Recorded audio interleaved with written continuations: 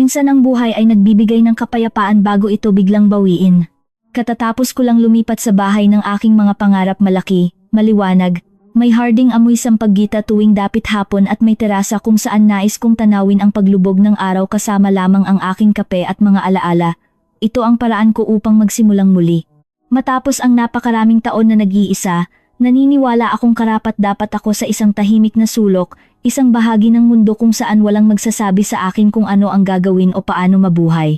Nang Martes na iyon, habang inaayos ko ang mga libro sa estante, tumunog ang telepono.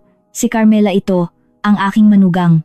Ang tono niya ay napakatigas kaya't maging ang salitang hello ay tila isang utos sa aking pandinig. Biyenan, simula niya ng walang paligoy-ligoy.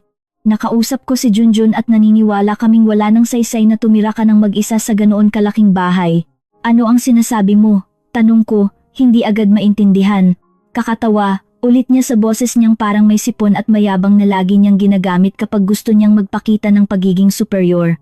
Isang babaeng sa edad mo sa isang bahay na may 3 silid tulugan. Walang lohika, hindi ko maintindihan ang ibig mong sabihin, Carmela, sabi ko. Kung gayon, lilipat na kami dyan, gusto mo man o hindi.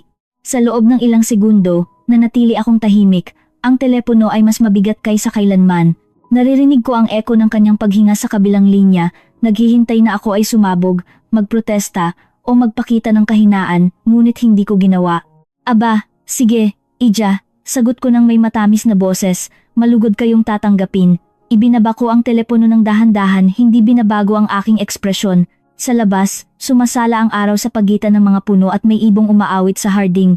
Isang napakagandang araw iyon, masyadong maganda para sirain ng sigawan. Kaya ngumiti ako at nagpatuloy sa pag-aayos ng aking mga libro.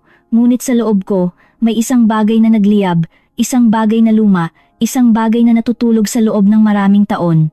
Ang anak kong si Junjun ay palaging isang mabuting tao, ngunit mahina, masyadong maimpluwensyahan. Mula nang ikasal siya kay Carmela, naging anino na lang siya ng kanyang sarili. Hinubog siya ni Carmela, binalutan ng kanyang dominante na karakter, at kinumbinsi siyang dapat pumili sa pagitan niya at sa akin. Hindi niya kailanman sinabi sa salita, ngunit malinaw ang mensahe.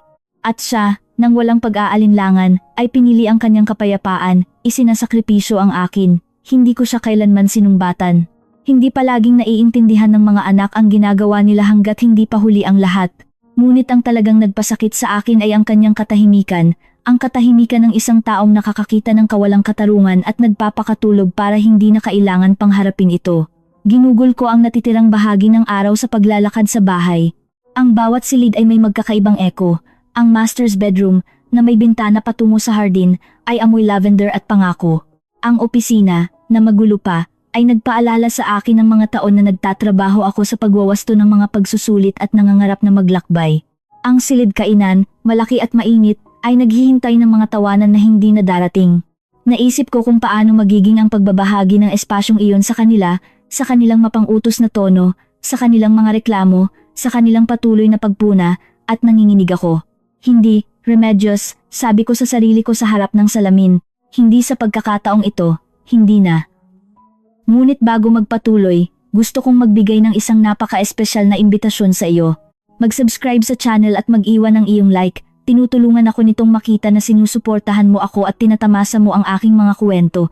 At magkomento sa ibaba kung anong lungsod ka nanonood sa amin ngayon, magpatuloy tayo. Halos hindi ako natulog ng gabing iyon, hindi dahil sa takot, kundi dahil sa kalinawan. Ang isip ko ay hindi tumitigil sa pagtatrabaho. Sa loob ng maraming taon, ako ay naging mabait, matulungin, matiyaga. Tiniis ko ang maliliit na kahihiyan, masakit na komento na nakabalat kayo bilang biro, at mapagmalaking tingin. Napakadami kong pinalipas kaya't ang aking katahimikan ay naging nakasanayan. Ngunit ngayon, may isang bagay sa loob ko ang nagre-rebelde. Hindi ko maiwasang alalahanin ang huling pagkakataon na hinamak ako ni Carmela.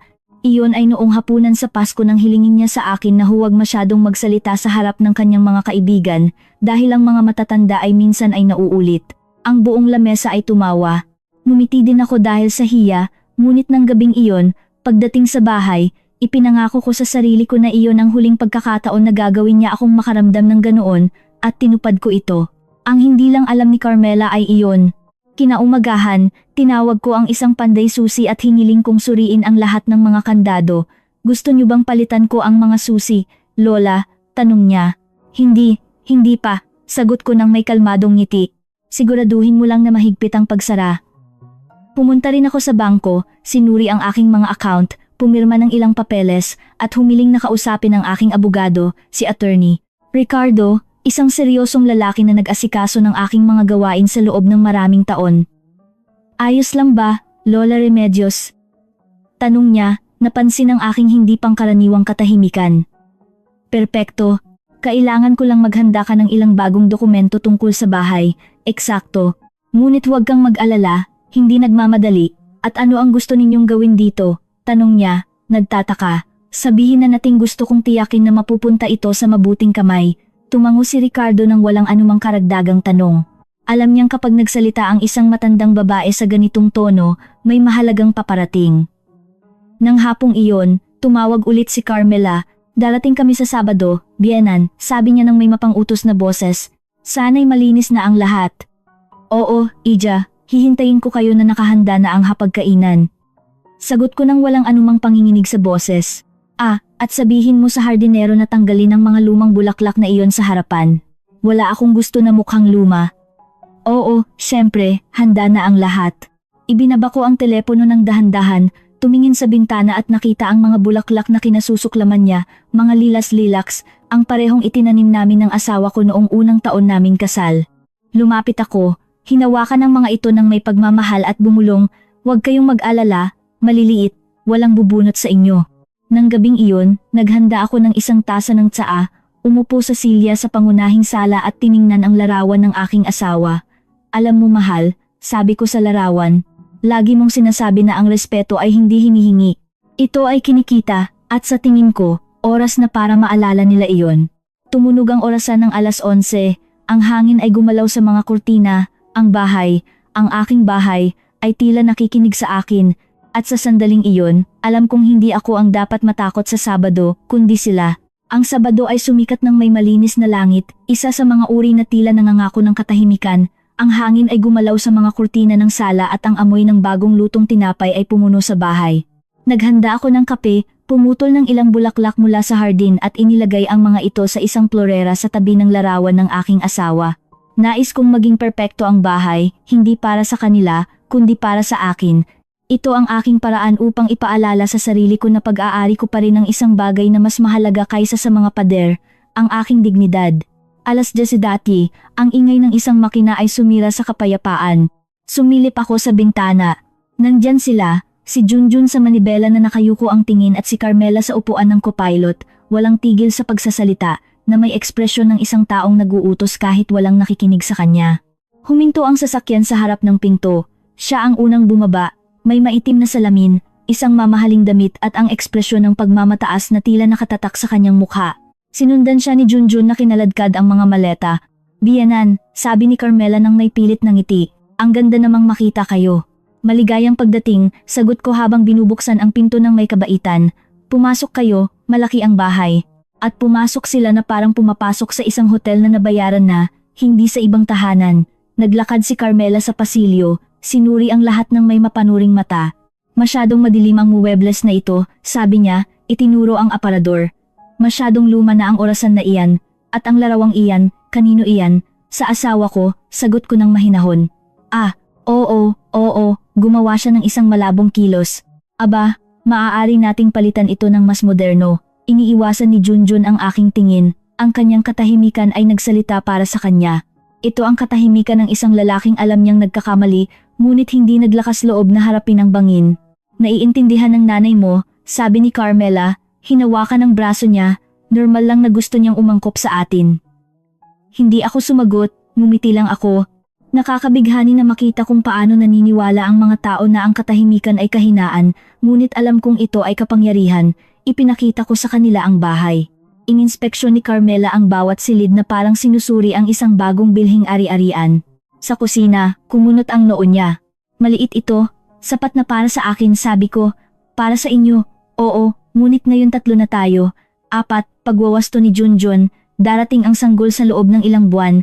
Sa loob ng 1 segundo, nawalan ako ng hininga. Hindi dahil sa natuwa ako o nasaktan, kundi dahil naintindihan ko na ang kanyang pagdating ay hindi lamang pagsalakay, kundi pananakop. Hindi gusto ni Carmela na makipamuhay sa akin. Gusto niyang palayasin ako at sa isang anak na paparating, magkakaroon siya ng perpektong dahilan para manatili. Sabi ko, nagpapanggap na masigla. Napakalaking balita niyan. Oo, sagot niya ng may mapagmataas na pagbuntong hininga, at iyon ang dahilan kung bakit kailangan namin ng espasyo. Maiintindihan niyo iyan. Sa oras ng tanghalian, naghanda ako ng isang simpleng pagkain. Lechong manok, kanin, at ensalada. Umupo si Carmela sa mesa nang hindi naghihintay ng imbitasyon. Dapat nating ayusin ulit ang dekorasyon, sabi niya habang hinihiwa ang tinapay. May potensyal ang bahay na ito. Potensyal? Tanong ko. Oo, sa ilang modernong touch ay tila hindi na luma. Umubo si Junjun nang hindi komportable. Tiningnan ko siya at ngumiti. Ija, ang bahay na ito ay dinisenyo para magmukhang luma, ganoon ko ito ginusto. Kung gayon, dapat ay iba ang gusto ninyo. Sagot niya ng may malamig na tawa, ang mga lumang bagay ay nakakapagod. Ang kanyang mga salita ay tumagos ng malalim, ngunit hindi sa akin, kundi sa alaala ng aking asawa. Magkasama naming itinayo ang bahay na iyon. Bawat ladrilyo, bawat pinto, bawat bintana ay may kuwento, at ngayon, isang estranghero ang naglakas loob na tawagin itong luma.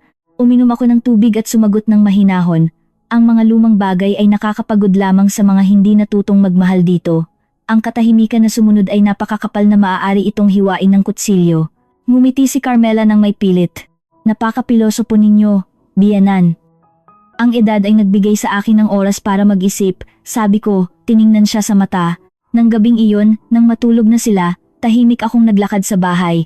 Inilipat nila ang aking mga larawan, pinalitan ng mga unan sa sofa, at inilagay pa ang aking mga magasin sa isang kahon upang magbigay ng espasyo, halos wala ng katulad.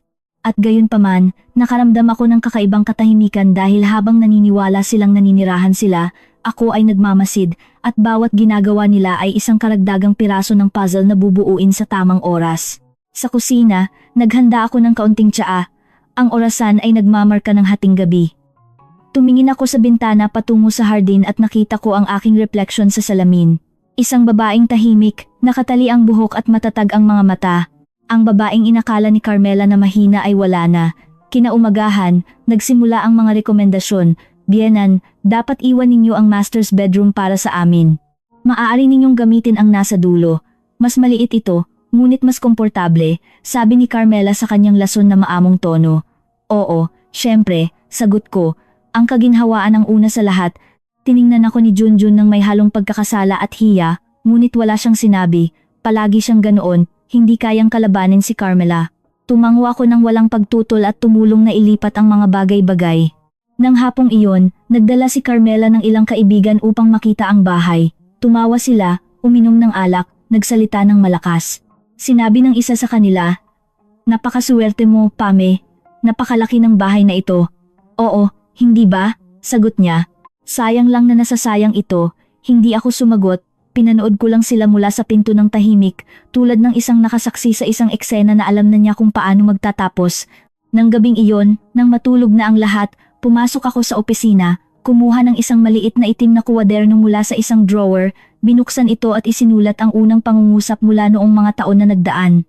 Kapag naniniwala ang mga buwitre na ang biktima ay tahimik, iyon ay dahil hindi nila nakikita na naghihintay ito ng sandali upang iladlad ang mga pakpak. Isinara ko ang kuwaderno, pinatay ang ilaw at ngumiti. Wala nang kalungkutan sa akin, tanging isang plano, isang mabagal, tahimik, at ganap na hindi maiiwasang plano. Sinasabi nila na ang impyerno ay hindi palaging may apoy. Minsan ito ay amoy mamahaling pabango at tunog ng takong sa sahig ng sarili mong bahay. Sa mga sumunod na araw, ginawa ni Carmela ang aking tahanan na isang entablado kung saan ako ang anino. Inililipat niya ang mga muebles, binubuksan ang aking mga drawer, inililipat ang aking mga larawan. Isang araw, nang walang abiso, tinanggal niya ang mga kurtina na tinahi ko gamit ang sarili kong mga kamay. Sinabi niyang luma na ang mga ito, na nagbibigay ng hitsura ng malungkot na lola. Hindi ako sumagot, tiningnan ko lang ang mga ito, inilagay sa isang kahon at iniakyat sa attic. Ngunit tuwing pumapasok ang hangin sa walang laman na bintana, nararamdaman ko ang suntok ng pagkawala. Si Junjun, ang anak ko, ay nagtatago sa likod ng mga palusot. "Pagbabago lang iyan, ma," sabi niya sa akin. "Gusto lang ni Carmela na maging komportable ka." "Komportable?" tanong ko minsan nang hindi nagpapalakas ng boses. Sa pinakamalamig na silid sa dulo, wala ang aking mga gamit, wala ang aking mesa, wala ang aking mga alaala. Yumuko siya, ayokong magtalo tayo. Huwag kang mag-alala, anak, sabi ko sa kanya. Hindi na ako nakikipagtalo, nagmamasid na lang ako. Ang pangungusap na iyon ay nagpaalala sa kanya, ngunit hindi sapat para manatili. Sinundan niya ang kanyang asawa na parang isang masunuring aso habang inaayos ni Carmela ang buhay ko. Isang Huwebes, habang ako ay nasa harding, dinidiligan ng aking mga lilas, lumitaw si Carmela sa likod ko.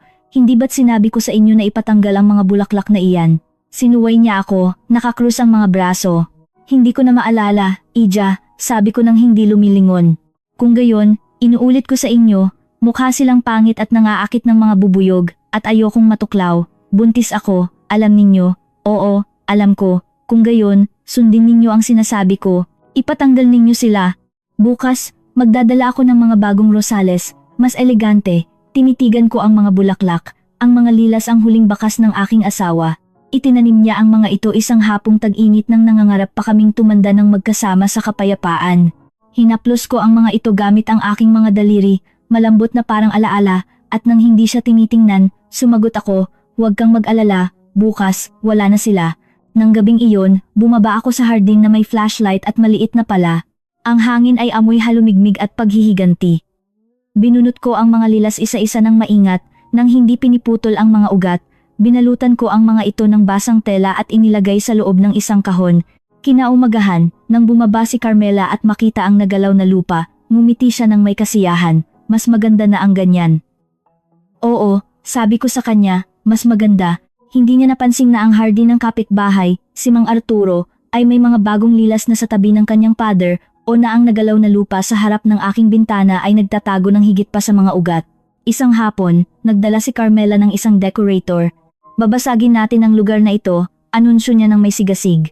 Pinanood ko kung paano sila nagmimidida, nagtatala, nagbubulungan, nag-uusap tungkol sa pagtatapon ng mga muebles, pagpapalit ng kulay ng mga pader, at pagbebenta ng mga lumang bagay. Kabilang sa mga lumang bagay na iyon ay ang relo ng aking ama, ang aparador na pag-aari ng aking lola, at ang oil painting na larawan ng aking mga magulang. Nang marinig ko ang salitang ibenta, nilamig ang aking katawan. Ang mga bagay na iyan ay bahagi ng buhay ko, sabi ko, ngumiti si Carmela ng may peking tamis na ginagamit niya kapag gusto niya akong hiyain. Huwag kang mag-alala, biyenan. Ang mahalaga ay hindi ang mga bagay, kundi ang mga alaala. At patuloy mo pa rin silang magkakaroon. Bagamat babaguhin namin ang iba pa, ang namin na iyon ay tumagos sa akin, wala na ako sa equation ng kanilang tahanan. Ako ay isang multo na tinitiis dahil sa courtesy. Isang linggo ng umaga, pumasok siya sa aking silid nang hindi kumakatok. Masyado kayong maraming gamit, sabi niya, walang espasyo para sa sanggol. Ilalagay natin ito sa loft, sa aking iyan. Tingnan ninyo, huwag kayong maging ganyan, ang lahat ng ito ay luma na, hindi bagay sa anuman. Kinuha niya ang aking mga libro, ang aking mga larawan, maging ang kahon kung saan ko itinago ang mga sulat ng aking asawa. Pinanood ko siyang gawin iyon nang hindi gumagalaw. Hindi ka magsasalita, tanong niya nang may pang-iinsulto. Hindi, bakit hindi? Dahil ang katahimikan ay mas mabigat kaysa sa anumang salita, Carmela, at maaga o huli, mararamdaman mo ito. Tumawa siya, iniisip na ito ay isang walang kabuluhang pangungusap, ngunit hindi niya alam na bawat salitang sinasabi ko sa kanya ay isang binhi, at alam ko eksakto kung kailan sila mamumulaklak. Samantala, si Junjun ay naglimita sa sarili na lumutang sa gitna ng dalawang mundo, pumupunta siya sa silid kainan, kumakain ng tahimik, at tumatakas sa dahilan ng trabaho. Ang kanyang tingin ay hindi na ang tingin ng anak na humihingi ng aking payo, ito ay ang tingin ng isang lalaking pumili ng kanyang hawla at natatakot na mapagtanto ito. Isang gabi, sinabi ko sa kanya, anak, masaya ka ba? Huminto siya, nalilito. Oo naman ma, kung gayon, tingnan mo ako sa mata at ulitin mo iyan, hindi niya ginawa. Lumabas siya ng silid ng walang salita, at iyon ang huling tapat na pag-uusap namin sa loob ng ilang buwan. Nagsimulang mag-imbita si Carmela ng mga kaibigan tuwing katapusan ng linggo. Ginagamit nila ang aking silid kainan, ang aking mga plato, ang aking mga mantel. Tumatawa sila ng malakas, umiinom ng mamahaling alak, at iniiwan sa akin ang mga labi. Bienan, huwag kayong magagalit, ngunit mas gusto kong hindi kayo manatili rito kapag dumating ang aking mga kaibigan. Ayokong mapagod kayo, sabi niya sa akin isang araw. Oo, syempre, Ija, hindi ako mananatili. Perpekto, ngumiti siya. Napakaginhawa na naiintindihan ninyo. Nang gabing iyon, Lumabas ako at naglakad ng walang direksyon sa mga kalye ng subdivision. Ang hangin ay amoy bagong lutong tinapay at kalayaan. Napagtanto ko na hindi na ako umiiyak dahil hindi kalungkutan ang nararamdaman ko, kundi katahimikan, at ang katahimikan, kapag may kamalayan, ay maaaring mas mapanganib kaysa sa galit. Pagbalik sa bahay, umakyat ako sa attic at kinuha ang aking itim na kwaderno. Nagbaba ako ng kandila at isinulat. Kapag naniniwala ang kaaway na nasa kanila ang lahat ng kapangyarihan, iyon ay dahil nawawalan na sila, ang mga imperyo ay gumuhuring mula sa loob. At ang sa iyo, mahal kong Carmela, ay nagsimula ng magbitak. Itinago ko ang kwaderno at pinatay ang kandila. Sa labas, ang hangin ay malakas na humihip. Naramdaman ko na ang buong bahay ay humihinga kasama ko, hindi ko pa alam kung paano ko ito gagawin. Ngunit isang bagay ang tiyak. Hindi nila ako muling palalayasin sa sarili kong buhay. May mga sandali sa buhay na tumitigil na umiyak ang isang tao, hindi dahil natapos na ang sakit kundi dahil wala ng saysay. Dumating ako sa puntong iyon. Isang umaga, habang nakikinig ako kay Carmela na nagsasalita sa telepono ng malakas, na parang kailangan malaman ng buong bahay na siya ang nag-uutos, naintindihan ko na walang silbi ang makipagtalo. Hindi na niya ako nakikita bilang isang tao. Ako naman, nagsimula ko siyang makita bilang isang proyekto, isang puzzle na balak kong kalasing piraso-piraso. Nagsimula ang lahat sa isang asul na kwaderno na nakita ko sa drawer ng opisina. Ito ang lumang bank agenda ng aking asawa. Sa pagitan ng mga papeles, nakita ko ang mga kontak, numero, pangalan ng mga dating sosyo, at isang listahan ng mga ari-arian na nakatala pa rin sa pangalan ko. Walang nakakaalam nito, ni si Junjun ni si Carmela. Ang kwaderno na iyon na inabandona at maalikabok ay naging bago kong kakampi. Nagsimula akong lumabas ng bahay ng mas madalas. Sinasabi ko sa kanila na pupunta ako para bumili ng mga probisyon, ngunit sa katunayan, pupunta ako para makita si Attorney Ricardo, ang aking abogado. Nagkikita kami sa isang discreet na cafe sa sentro. Isa siyang seryosong tao, maingat, isa sa mga hindi nagtatanong ng higit pa sa kinakailangan. Sinabi ko sa kanya ang sapat. Gusto kong tiyakin na protektado ang aking pamana, mula sa inyong pamilya, tanong niya ng may pag-iingat. Mula sa mga nagkakamali ng pamilya sa ari-arian, tumango si Ricardo, na mas naiintindihan pa sa aking sinasabi. Sa mga sumunod na linggo, pumirma ako ng mga dokumento, naglipat ng mga pondo, at nagpalit ng mga titularidad. Walang labis, walang makakakuha ng atensyon, tanging banayad na galaw. Kapag naging may bahay ang isang tao sa buong buhay niya, natututo siyang itago ang kapangyarihan sa ilalim ng hitsura ng pang-araw-araw na gawain. Samantala, sa bahay, patuloy na naghahari si Carmela, nag-oorganisa ng mga hapunan, humihingi ng remodeling, at umarkila pa ng isang decorator. Hinayaan ko lang siyang gawin ito. Sa bawat hindi kinakailangang gastusin, sa bawat bagong muebles, tumango ako ng may katahimikan. Alam kong habang mas marami siyang ginagasta, mas madali siyang pabagsakin sa huli, dahil ang lahat ng ambisyon ay may presyo, at hindi siya magtatagal na babayaran iyon. Isang hapon, habang sinusuri ko ang hardin, nakita ko si Mang Arturo, ang aking kapitbahay, isang lalaking balo, mabait, na laging nag-aalok ng tulong nang walang hinihingi. Lola Remedios, sabi niya sa akin, nabanggit na sa akin na lumipat sa inyo ang inyong manugang, kumusta po kayo? Parang nagdadala ng mahabang taglamig, Mang Arturo, sagot ko ng may kalmadong ngiti, naghihintay ng tagsibol. Tumawa siya nang hindi naiintindihan ang dobleng kahulugan ng aking mga salita. Pagkatapos, binaba ko ang boses ko. Mag-uutos ako sa inyo ng pabor, ngunit kailangan ko ng pagiging discreet. Magkakaroon kayo, tiniyak niya. Magpapadala ako sa inyo ng ilang bagay, huwag ninyong itatapon o hawakan hanggang sasabihin ko sa inyo, tapos na, at ginawa ko iyon. Bawat linggo, may isang kahon na lumalabas sa aking bahay na may mga libro, larawan, at maliliit na bagay na walang halaga.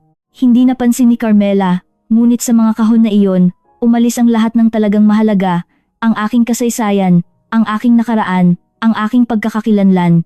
Nanatili siyang may walang laman na bahay, nang hindi napagtanto na ang bawat nawawalang espasyo ay isang hindi nakikitang bitag na papalapit, ang susunod na hakbang ay mas banayad. Nagsimula akong palitan ng mga serbisyo mula sa aking pangalan patungo sa kanila, ang ilaw, ang tubig, ang internet. Sinabi ko sa kanila na sa ganoong paraan ay magkakaroon sila ng kontrol sa mga accounts. Napakaginhawa, sabi ni Carmela. Sa wakas, may taong may sentido komun. Oo, Ija, sagot ko. Ngayon, ang lahat ay nasa pangalan mo. Nang sinabi niya ito, hindi niya naintindihan na ang nasa pangalan din niya ay ang mga utang, ang kredito ng mga reforma, ang mga bilihan na may hulugan, ang mga mamahaling muebles, lahat ay legal na nakarehistro sa ilalim ng kanyang responsibilidad. Habang naniniwala siyang siya ang reyna, kinukoronahan na niya ang sarili ng sarili niyang lubid. Isang gabi, pumasok si Junjun sa aking silid, mayroon siyang eye bags at mukhang pagod. "Ma," bulong niya. Hindi ko alam kung ano ang nangyayari, kakaiba ang kilos ni Carmela. "Hindi, anak. Si Carmela ay palaging ganoon. Ang kakaiba ay hindi mo nakikita. Ayoko ng problema. Mayroon ka na, Junjun, hindi mo lang pakinikilala, at hindi ka ba napapagod sa napakaraming tensyon?" "Oo, ngunit hindi kasing pagod ng pananahimik sa buong buhay." Tiningnan niya ako ng may pagkalito at sa unang pagkakataon, sa tingin ko, nakita niya ang isang bagay na iba sa akin, hindi ang pasyente na ina, kundi ang babaeng naghihintay ng eksaktong sandali para kumilos. Lumipas ang mga araw at si Carmela ay naging mas mapagmataas. Nag-usap siya tungkol sa mga paglalakbay, pagpapalit ng kotse, pagbili ng mga damit ng designer. Hindi niya alam na sa bawat gastos ay papalapit siya sa bingit. Pinanood ko siya ng tahimik na may ngiti na tanging ang mga nakakaalam na ng katapusan ng kuwento ang mayroon. Isang Biyernes, nang napansin niya na mas matagal ako sa labas ng bahay, tinanong niya ako ng may pang-iinsulto. "At saan kayo madalas pumunta, Biyanan? May boyfriend kayo?" "Oo," sagot ko ng may katahimikan. Ang pangalan niya ay Kalayaan at masayang-masaya kami. Tumawa siya ng hindi naintindihan. Ngumiti rin ako dahil ang kalayaan ay hindi isinisigaw, ipinapakita ito. Isang hapon, habang siya ay natutulog, umakyat ako sa opisina at binuksan ang computer. Mayroon akong access sa mga email accounts na ibinahagi nila sa negosyo ng pamilya. Nakakita ako ng isang kakaibang bagay. Ginagamit nila ang bahagi ng aking savings para pondohan ang isang remodeling nang hindi ako kinokonsulta. Iyon ang kailangan ko. Itinago ko ang mga ebidensya, ipinrint ang lahat at dinala ang mga ito kay attorney Ricardo. Sinuring niya ang mga ito ng maingat. "Nasa inyo na ang lahat dito," sabi niya sa akin. "Kung gusto ninyo, maari ninyo silang ireklamo bukas." "Hindi pa," sagot ko. "Gusto kong sila mismo ang gumawa nito." Nang gabing iyon, naghanda ako ng hapunan, isang masaganang pagkain na may alak at mahinang musika. Maganda ang mood ni Carmela at sinubukan ni Junjun na maging relax. Habang kumakain, kaswal kong binanggit, naisip ko na mag-abuloy ng bahagi ng bahay sa isang foundation ng mga matatanda. Tumawa si Carmela ng malakas. "Mag-abuloy. Huwag kayong magsalita ng kalokohan. Ang bahay na ito ay sa pamilya." "Tama ka," sabi ko, tinitigan siya. Ngunit minsan, ang pamilya ay hindi palaging ang inaakala. Ang kanyang mga mata ay tumitig sa akin. Sa unang pagkakataon, napansin ko ang isang kislap ng takot, ang tingin ng isang nagsisimulang maghinala na ang kanyang laro ay hindi kasing ligtas. Nang umakyat ako sa aking silid, binuksan ko ang aking itim na kwaderno at isinulat, "Huwag kailanman hamunin ang katahimikan." Hindi ito sumisigaw, hindi nagbabala, hindi nanginginig, ngunit kapag kumilos, sinisira nito ang lahat sa landas nito. Isinara ko ang kwaderno at tumingin sa pasilyo, kung saan patay ang mga ilaw. Narinig ko ang mga hakbang ni Carmela sa ibaba na nag-uutos kay Junjun. Ngumiti ako dahil ang hindi pa niya alam ay bawat utos na ibinibigay niya ay naglalapit sa kanya ng kaunti pa sa chaos na siya mismo ang nagdulot. At ako, mula sa anino, ay naghihintay lang. Dahil ang isang perpektong plano ay hindi isinasagawa ng nagmamadali, ito ay niluluto ng mabagal, tulad ng pinakamatamis na lason. Ang takot ay may tunog, bagamat marami ang hindi nakakapansin. Ako, oo. Nagsisimula ito sa maliliit na ingay, mga pinto na nagsasara ng mas malakas kaysa sa normal, mga paghinga na napuputol, mga tawag na biglang humihinto, mga nerbiyosong tawa. Ganyan nagsimulang tumunog ang bahay. Mas mabilis maglakad si Carmela, mas malakas magsalita at hindi na masyadong natutulog. Tumigil na siyang tumawa sa aking mga katahimikan. Ngayon, natatakot na siya. Isang hapon, narinig ko siyang sumisigaw mula sa opisina. "Junjun, nasaan ang mga papeles ng bangko? Hindi ko makita." Kalmado kong itinulak ang mga kortina ng sala at nakita ko siyang papasok at palabas ng silid na parang isang bihag na mabangis na hayop. Si Junjun, gaya ng dati, ay sinubukang pakalmahin siya. "Mali lang siguro," sabi niya. "Hindi ito mali. May nangyayari dito. Pumasok ako na may tray ng tsaa at pasteles. Ayos lang ba, Ija?" "Wala kayong pakialam, Biyanan," sagot ni Carmela nang hindi man lang tumitingin sa akin. "Oh, nagtatanong lang ako," sabi ko, inilapag ang tray sa mesa. Iniisip ko lang na baka makatulong ang tsaa para pakalmahin ang nerbiyos. Umalis ako nang walang idinagdag pa. Ang amoy ng sampagita ay nanatiling nakalutang sa hangin na parang ang mismong katahimikan ang nagdudulot sa kanila.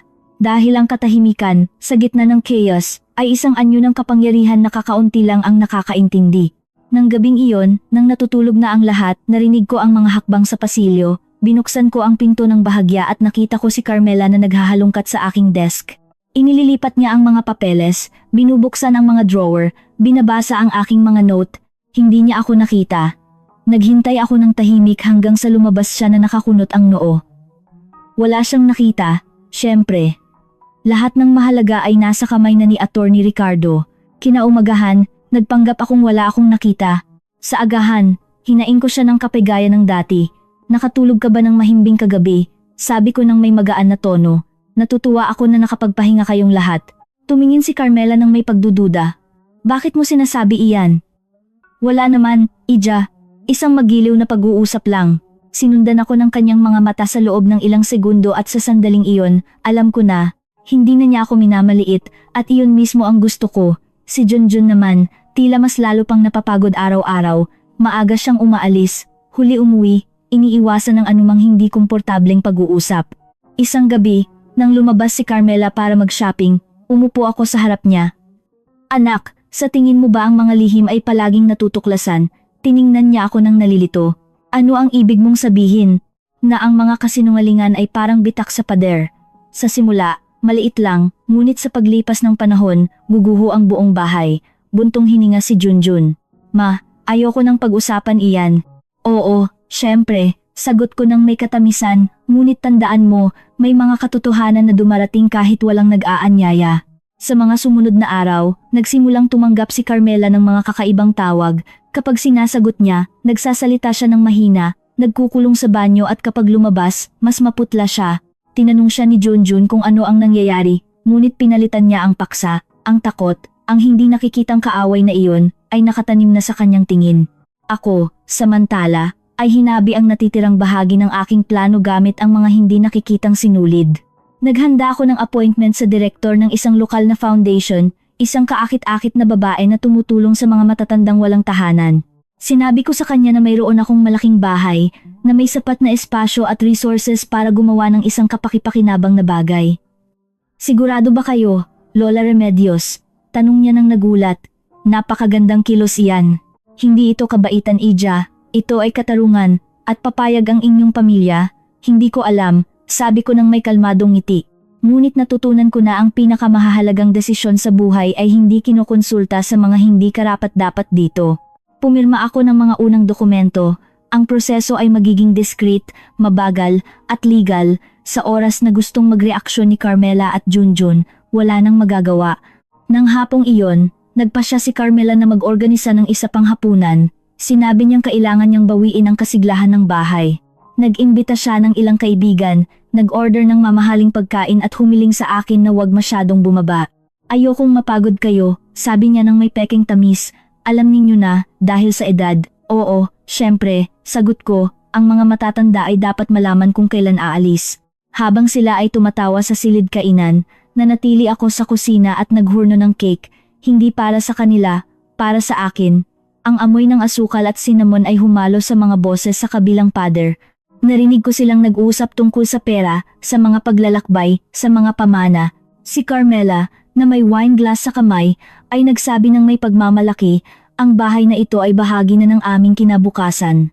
Ngumiti ako, dahil sa kanilang kinabukasan, wala nang espasyo para sa kanila. Nang umalis ang mga bisita, bumaba ako sa sala na may cake sa aking mga kamay. Gusto ninyo bang tikman? Tanong ko ng may kabaitan. Pagod si Carmela, ngunit hindi niya maiwasang kagati ng hamon. Hindi, salamat, mas gusto kong iwasan ng asukal. Napakalaking kawalan, sabi ko ng mahinahon.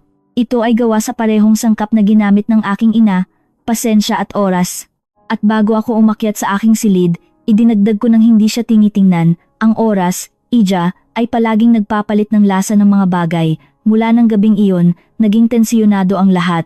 Nagsimulang suriin ni Carmela ang mga dokumento, tumawag sa bangko, at tanungin si Junjun kung may alam ba siya. Wala siyang naintindihan, napansin lang niya na bumabagsak si Carmela.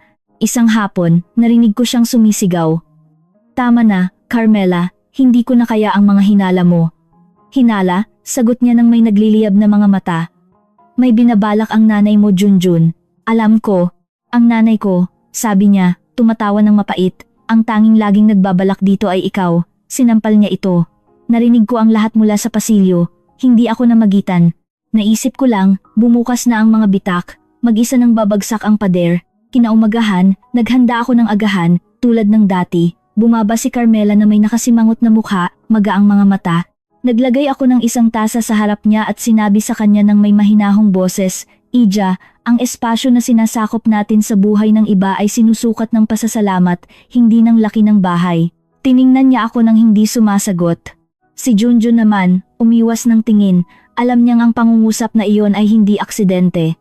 At ngayon ikaw na nakikinig sa akin, bago magpatuloy, sabihin mo sa akin dito sa mga komento kung ano ang tingin mo sa kuwentong ito sa ngayon at ano ang gagawin mo sa aking kalagayan. Huwag kang aalis sa video, dahil ang susunod ay magpapataas ng balahibo mo. Nang gabing iyon, habang natutulog ang lahat, naglakad ako ng nakayapak sa pasilyo. Ang buwan ay pumasok sa mga bintana at binahaan ng sahig ng puting liwanag. Inihaplos ko ang aking kamay sa mga pader, sa mga larawan, sa mga pinto. Ito ang aking bahay, ang aking kasaysayan, at hindi magtatagal ay magiging akin din ang katarungan. Tiningnan ko ang aking refleksyon sa salamin ng bintana. Hindi ko nakita ang isang matandang babae, nakita ko ang isang estratega, isang babaeng natutong gamitin ang pasensya bilang sandata. At sa mahinang boses, kinausap ko ang bahay na parang naririnig ako. Malapit na, matanda kong kaibigan. Malapit na. Nang umagang iyon, kakaiba ang pakiramdam ng hangin. Hindi ko maipaliwanag, ngunit parang ang mga pader ng bahay ay humihinga kasama ko sa isang tahimik na pagkakaisa. Ang araw ay pumasok sa mga bintana, mainit, tahimik, na parang naghihintay din na makita kung ano ang mangyayari. Si Carmela ay nagpalipas ng gabi ng gising. Napansin ko iyon sa kanyang mga eye bags, sa malamig na tasa ng kape na nakalimutan niyang iwan sa mesa at sa pulang mga mata niya nang bumaba siya sa hagdan. Ang kanyang ekspresyon ay hindi pagod, ito ay takot, at ang takot sa isang mapagmataas na tao ay palaging nagiging salamin. Ipinapakita nito ang lahat ng nagawa niya. Nasaan si Junjun? Tanong niya ng biglaan. Maaga siyang umalis. Sagot ko nang hindi siya tinitingnan. Sabi niya, pupunta siya sa bangko. Sa bangko, ulit niya sa tono na nagbubunyag ng kanyang pagkabalisa. Bakit? Hindi niya sinabi sa akin, Ija, ngunit kamakailan ay tila marami siyang tanong. Kumunot ang noo niya at umupo sa harap ko. Ang tasa ay nanginginig sa kanyang mga kamay. Ano ang binabalak ninyo, biyanan? Binabalak? Ulitin ko, itinaas ang tingin ng may inosensya. Sa edad ko, Ija, ang tanging binabalak ay isang wool blanket o isang bagong recipe. Hindi siya sumagot, ngunit ang kanyang mga mata ay hindi umalis sa akin. Ito ang tingin ng isang taong sumusubok na basahin ang isang libro na nakasara na. Dumating ang tanghali ng may katok sa pinto. Nagbukas si Carmela at nakita ang isang lalaking nakasuot kasama ng dalawang assistant, si Lola Remedios Alcaraz. Tanong niya ng may mabait na boses. Ako iyon, sabi ko, lumapit. Galing kami sa hapagkalinga ni Lola Remedios Foundation. Dala namin ang mga huling dokumento para sa pag-install ng bagong programa ng tulong. Tiningnan sila ni Carmela nang hindi naintindihan. Foundation, ano ito? Isang inisyatiba ko. Sagot ko ng may katahimikan. Ang bahay na ito ay hindi magtatagal ay magiging tahanan para sa mga matatandang babae na walang pamilya. Ano? Sigaw niya. Baliw ba kayo? Ang bahay na ito ay sa amin. Tiningnan siya ng kinatawan ng foundation ng may pagkalito. Ipagpaumanhin, ma'am. Ngunit ang mga papeles ng transfer ay napirmahan at nakarehistro na mahigit isang buwan na ang nakalipas. Ang ari-arian na ito ay opisyal na pag-aari na ngayon ng foundation.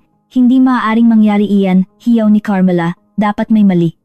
Nakatira kami dito ni Junjun. Huminga ako ng malalim, tinatamasa ang bawat segundo. Nakatira kayo, Ija, past tense.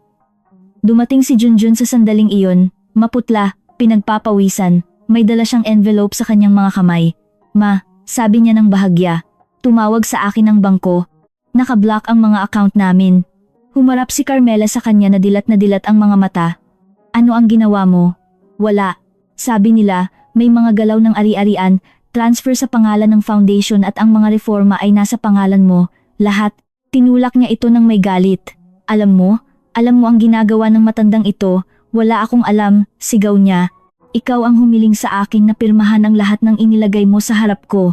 Pinanood ko sila na parang nakikita ang katapusan ng isang dula na ensayo na, Ang lahat ay nangyayari eksakto kung paano dapat. Binalaan ko kayo, bagamat hindi sa salita, sabi ko ng mahina. Tiningnan ako ni Carmela, nanginginig sa galit. Sinira ninyo kami. Hindi, Ija, sinira ninyo ang sarili ninyo. Ako, umalis lang ako sa tamang oras. Nagsimulang suriin ng mga kinatawan ng foundation ang bahay. Nagtatala sila, kumukuha ng mga larawan, nagmemedida ng mga silid. Sinusundan sila ni Carmela, sumisigaw, sinusubukang pigilan sila. Hawak siya ni Junjun, nahihiya. Hindi ninyo ito magagawa, hindi ninyo ako mapapalayas. Ma'am, sabi ng isa sa kanila ng mahinahon, ang ari-arian ay hindi nakatala sa inyong pangalan o sa pangalan ng inyong asawa, at saka, ang court order ay nagbigay ng pahintulot sa amin na magpatuloy. Court order? Oo.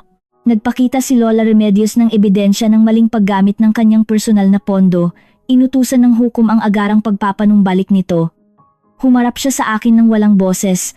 Sa unang pagkakataon, nakita ko sa kanyang mukha ang isang bagay na malapit sa pagkilala, isang kislap ng pag-unawa.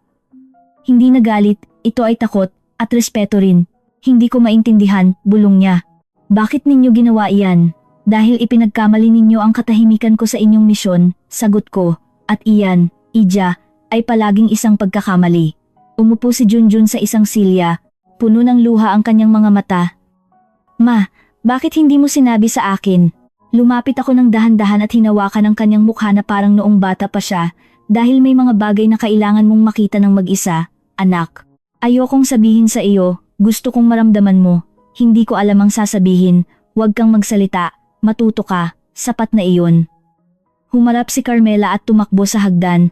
Narinig namin siyang nagbukas ng mga drawer, kumatok sa mga pader, may binasag. Pagkatapos, bumaba siya na may maleta. Hindi ako mananatili ng kahit isang segundo pa sa bahay na ito. Huwag kang mag-alala, sabi ko nang may katahimikan, hindi mo magagawa kahit gusto mo pa.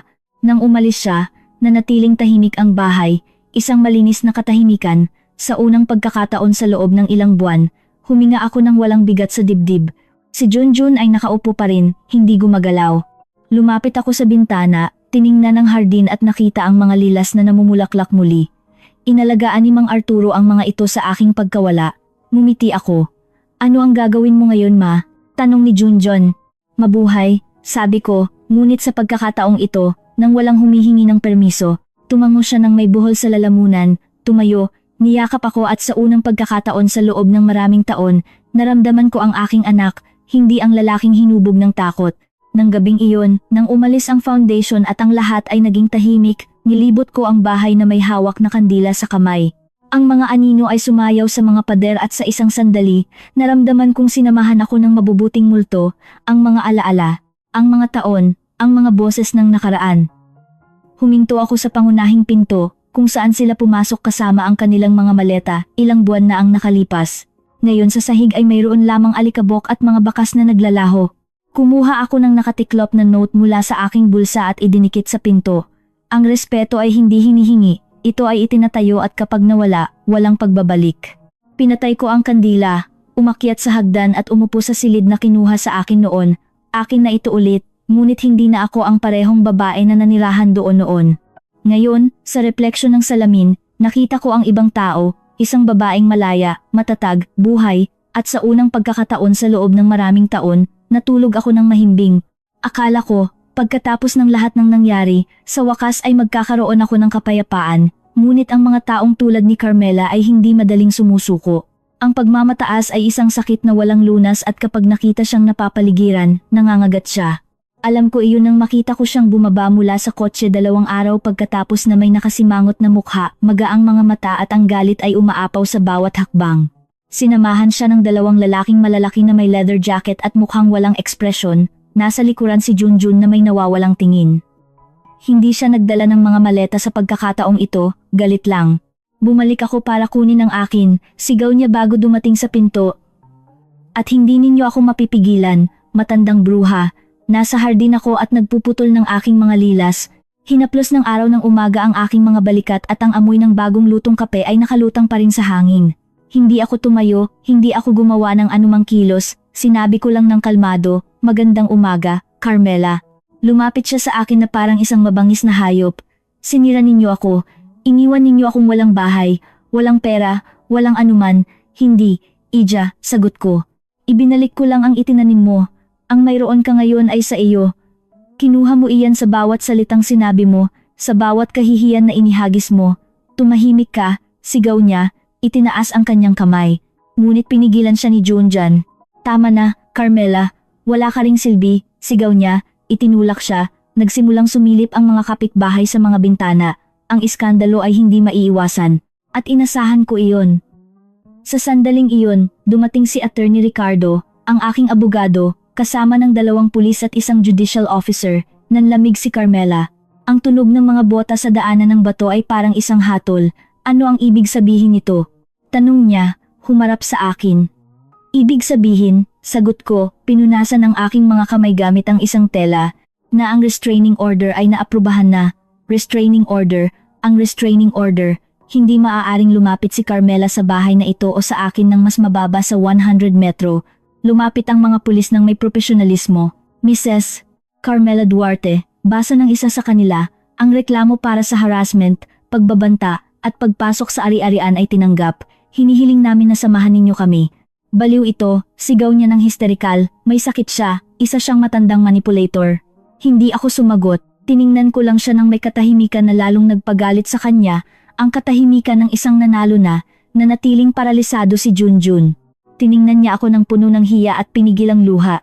Ma, pakiusap, huwag kang magsalita, anak, putol ko ng mahinahon. Minsan, nagtuturo din ng katahimikan, sinubukan ni Carmela na kumawala sa mga pulis. Hindi ninyo ako mapapalayas, akin din ang bahay na ito. Hindi, EJ, sabi ko ng dahan-dahan, sa matatag na boses, ang bahay na ito ay pag-aari ng foundation. Nakatira lang ako rito bilang guest of honor. Hindi siya nakapagsalita. Nagbubulungan ang mga kapitbahay mula sa mga bakod. Binuksan ng isa sa mga agent ang pangunahing pinto. Sa labas, sa porch, may mga kahon na perpektong nakasalansan. Lahat ng mga pag-aari ni Carmela at Junjun ay nakabalot at may label. Damit, muebles, palamuti, maging ang baby stroller na binili nila. Sa ibabaw ng huling kahon, isang puting envelope, kinuha niya ito ng nanginginig ang mga kamay, binuksan, sa loob, isang note na nakasulat sa aking kamay. Wala na rito ang kasakiman. Sa isang sandali, ang katahimikan ay ganap, tanging ang tunog ng hangin na gumagalaw sa mga sanga ng hardin ang pumuno sa hangin. Sumigaw si Carmela ng isang bagay na hindi maintindihan, ngunit hinawakan siya ng mga pulis. At dinala siya patungo sa kotse. Gustong sumunod ni Junjun, ngunit hinawakan ko ang kanyang kamay. Anak, huwag kang tatakbo sa likod ng hindi marunong huminto. Tiningnan niya ako na may luhang dumadaloy. Patawarin mo ako, ma. Pinatawad na kita, anak, matagal na, at ano ang mangyayari sa akin ngayon, iyon ay nakasalalay sa iyo. Maaari mong sundin ang kanyang landas o alalahanin kung sino ka. Umalis siya ng dahan-dahan nang hindi alam kung ano ang sasabihin, at sa unang pagkakataon mula ng bata pa siya, nakita ko siyang vulnerable, walang pagmamataas. Nang umalis ang mga kotse, nanatiling tahimik ang kalye. Ang tanging natira ay ang mga kahon sa labas, ang alikabok na umaalpas, at ang echo ng mga salita na magmamarka ng isang bago at isang pagkatapos. Pumasok ako sa bahay. Iba ang hangin, malinis, magaan. Sa wakas, maaari akong huminga ng walang takot, walang galit, walang pagpapanggap. Nagpatugtog ako ng mahinang musika, naghanda ng tsaa at umupo sa tabi ng bintana. Mula doon, makikita ko ang mga lilas na gumagalaw sa hangin, na parang pumapalakpak sa akin ng tahimik. Hindi ko naramdaman ang paghihiganti, naramdaman ko ang katarungan at isang kapayapaan na hindi ko naaalala sa loob ng maraming taon. Nang magdilim, bumalik si Junjun ng mag-isa, may dala siyang envelope sa kamay. Galing kay Carmela, sabi niya, hindi ko ito gustong buksan, hindi ko kailangan basahin. Sabi niya, mananatili siya kasama ng sanggol sa bahay ng kanyang ina. Natutuwa ako, sagot ko, sanay hindi magmana ang bata ng kanyang pagmamataas, tumahimik siya. Pagkatapos, bumuntong hininga. Ma, hindi ko alam kung paano aayusin ang lahat ng ito. Huwag kang mag-ayos ng anuman, anak. Matuto ka lang at kapag may pagkakataon ka, maging iba, sapat na iyon. Niyakap niya ako ng matagal na may sirang puso. At sa yakap na iyon, naintindihan ko na bagamat marami akong nawala, nabawi ko ang pinakamahalaga, ang aking anak. Nang umalis siya, naglakad ako patungo sa pangunahing pinto. Ang malamig na hangin ng gabi ay humaplos sa aking mukha. Wala na ang mga kahon. Tinanggal na ng mga lalaki ng foundation ang mga ito upang idonasyon kung ano ang maaaring magamit ng ibang pamilya. Isinara ko ang pinto at inilagay ang aking kamay sa kahoy. Sa loob ng ilang segundo, naramdaman ko ang banayad na vibration ng bahay. Parang humihinga ito kasama ko, na parang nagpapalaya rin ng isang matandang bigat. Tapos na, matanda kong kaibigan, bulong ko. Nasa kapayapaan na tayo, pinatay ko ang mga ilaw at umakyat ng dahan-dahan. Bago matulog, binuksan ko ang aking itim na kwaderno at isinulat ang mga huling salita ng yugtong iyon. May mga tagumpay na hindi nangangailangan ng mga saksi. Sapat na ang katahimikan, ang dignidad at isang pintong dahan-dahang nagsasara. Isinara ko ang kwaderno, pinatay ang kandila at natulog ng walang panaginip. Dahil kapag nabawi ng isang babae ang kanyang respeto, hindi na niya kailangang mangarap, gising na siya. Ilang linggo na ang lumipas mula nang umalis si Carmela. Mula ng araw na iyon, hindi na muling tumunog ang bahay. Wala nang sigawan, walang mga hakbang na mayabang, o ang magaspang na tunog ng mga pinto na nagsasara ng may galit. Tanging ang awit ng mga ibon sa madaling araw at ang mahinang bulong ng hangin na pumapasok sa mga bukas na bintana. Minsan sa gabi, kapag sinasamahan ako ng katahimikan, nahuhuli ko ang sarili kong humihinga ng malalim na parang natuto na kaming huminga ng magkasama ng bahay, katatapos lang ng foundation sa remodeling. Ngayon, may malilinis na kama, mga bagong kumot, isang malaking kusina kung saan palaging amoy mainit na tinapay at bagong lutong kape. Sa sign sa pasukan na nakaukit sa kahoy ay mababasa, Hapagkalinga ni Lola Remedios, isang lugar kung saan ang kalungkutan ay nagiging kasama. Minsan, umuupo ako sa porch upang panoorin ang pagdating ng mga babaeng nakatira dito ngayon, ang ilan ay mabagal maglakad, ang iba ay bumababa mula sa mga kotse na may nawawalang tingin. Galing sila sa iba't ibang kwento, ngunit lahat ay may dalang parehong sugat, ang pag-abandona. Sinasalubong ko sila ng may ngiti at isang tasa ng mainit na tsaa. Hindi ako nagtatanong ng anuman, sinasabi ko lang sa kanila, maligayang pagdating. Dito, walang sisigaw sa inyo na sobra kayo. Bawat isa ay may sariling kwento. Si Elena, na nag-alaga sa kanyang may sakit na ina sa loob ng 20 taon hanggang sa pinalayas siya ng kanyang mga kapatid sa bahay. Si Marta, na nawalan ng asawa at kinalimutan ng kanyang mga anak. Si Julia, na dumarating gabi-gabi na may magaang mga mata at nagsasabing dito. Sa wakas, nakakatulog siya ng walang takot. Nakikinig ako sa kanila, niyayakap sila, nakikita silang naghahabi, nagluluto, tumatawa muli at iniisip ko kung ilang beses ng tahimik. Napakaraming babae na tulad natin ang pinalayas mula sa sarili nilang tahanan. Ilang beses kaming tinuruan na sumuko, magtiis, tumahimik, hanggang sa isang araw, ang katahimikan ay naging isang baluti.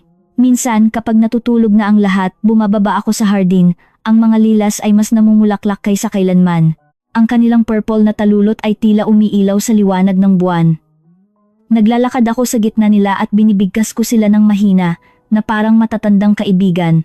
Sinasabi ko sa kanila kung paano nagbago ang lahat, kung paano napuno muli ng buhay ang bahay, ng tawanan, ng amoy ng stew at mga kanta, at nagpapasalamat ako sa kanila dahil sa pagkabuhay, tulad ko. Minsan, tumitingin ako sa bakod ng kapitbahay, at iniisip si Mang Arturo.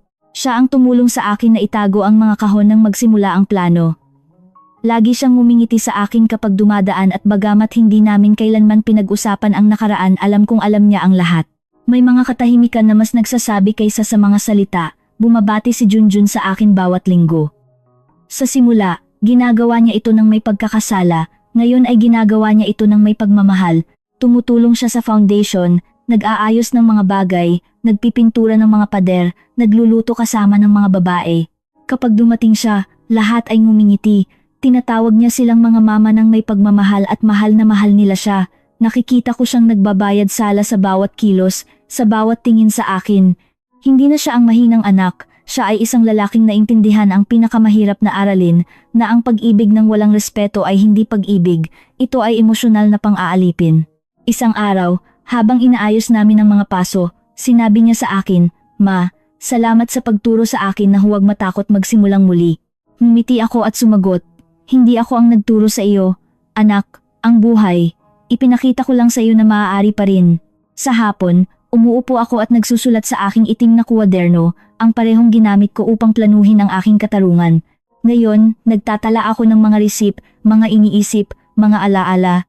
Wala nang galit sa pagitan ng mga pahina, tanging pasasalamat, dahil naintindihan ko na hindi ito tungkol sa paghihiganti, kundi tungkol sa pagpapagaling ng hindi nakakalimutan at paggamit ng sakit bilang pundasyon, hindi bilang bilangguan. Minsan, hinihiling sa akin ng mga babae ng bahay na basahin sa kanila ang sinusulat ko at kapag tapos na ako, nananatili silang tahimik. Ang katahimikan na iyon na dati ay nagpapakaba sa akin ngayon ay nagpuno sa akin ng kapayapaan. Ito ang parehong nagligtas sa akin ng lahat ay minamaliit ako.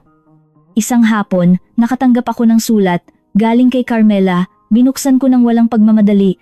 Sa loob, isang maikling pahina na may hindi tiyak na sulat kamay niya, hindi ako humihingi ng tawad. Gusto ko lang sabihin na maayos na ipinanganak ang bata.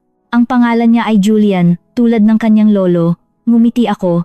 Walang sama ng loob sa akin, tanging isang eko ng dating sumakit. Itinago ko ang sulat sa isang drawer at bumulong. Sana'y matutunan ng batang ito ang nakalimutan ng kanyang ina, na ang pag-ibig ay inaalagaan, hindi sinasakop. Nang lumubog ang araw, umakyat ako sa aking silid at binuksan ang bintana. Ang sariwang hangin ay nagdala ng amoy ng dagat at ang mga ilaw ng bayan ay nagniningning sa malayo. Nagbaba ako ng kandila tulad ng bawat gabi at kinausap ko ang aking refleksyon sa salamin. Hindi na ako ang babaeng natakot na mawala ang kanyang bahay isang araw. Ngayon, ako ang nagtatayo ng mga tahanan para sa iba. Tumunog ang orasan ng hating gabi, ang hangin ay pinatay ang kandila ng mahinahon at sa dilim, ngumiti ako dahil naintindihan ko na ang tunay na tagumpay ay hindi ang pagpapalayas sa mga nagbigay sa akin ng sakit, kundi ang pagbawi ng kapayapaan na sinubukan nilang agawin. At iyon ang aking kwento, ang kwento ng isang babae na natutunan na kapag tila nawala na ang lahat, may natitira pa ring pinakamahalaga, ang dignidad. Sabihin sa akin sa mga komento kung anong lungsod ka nakikinig sa akin. Kung ang kwentong ito ay tumama sa iyong puso, bigyan mo ito ng like at mag-subscribe sa channel dahil ang bawat kwento ay isang paalala na palaging may pangalawang pagkakataon para magsimula, kahit pagkatapos ng katahimikan.